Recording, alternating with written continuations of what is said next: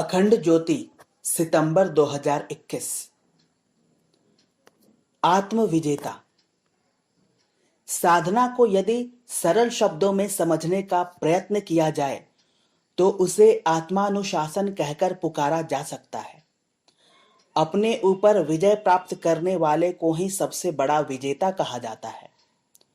दूसरों पर आक्रमण करने के लिए तो मात्र सेना की जरूरत होती है, परंतु अपनी कमजोरियों पर आक्रमण करने के लिए साधना की जरूरत होती है। दूसरे तो हमले के समय बेखबर भी हो सकते हैं, पर आत्म विजेता तो सदा जागरूक रहने वाला ही बन सकता है। स्वामी रामतीर्थ की अमेरिका यात्रा के दौरान अमेरिकी राष्ट्रपति रूजवेल्ट उनसे मिलने आए।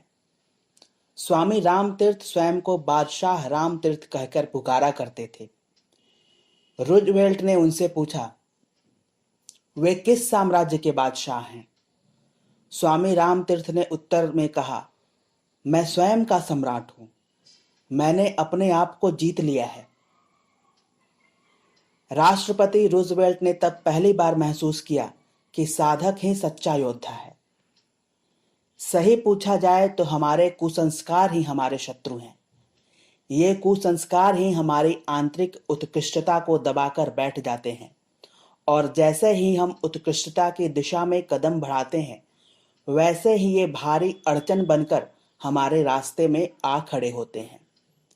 इन पर एक बार विजय पा लेने का मतलब यह भी नहीं होता कि हम सदा के लिए उन पर विजयी हो गए हैं। इसलिए इनसे निपटना कम बहादुरी का कार्य नहीं है।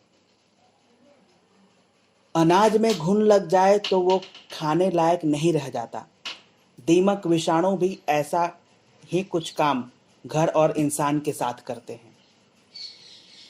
ठीक इसी प्रकार दुष्प्रवृत्तियां, दुर्गुण, दुर्भावनाएं मनुष्य को पतन के मार्ग पर ले जाते हैं और उसके आत्मिक उत्थान का प्रयास सफल ही नहीं हो पाता। जिसे आंतरिक दृष्टि से उन्नति करनी है, उसके लिए साधना का पथ अपनाना जरूरी हो जाता है। साधक ही आत्म विजेता है और आत्म विजेता ही विश्व विजेता है। समाप्त।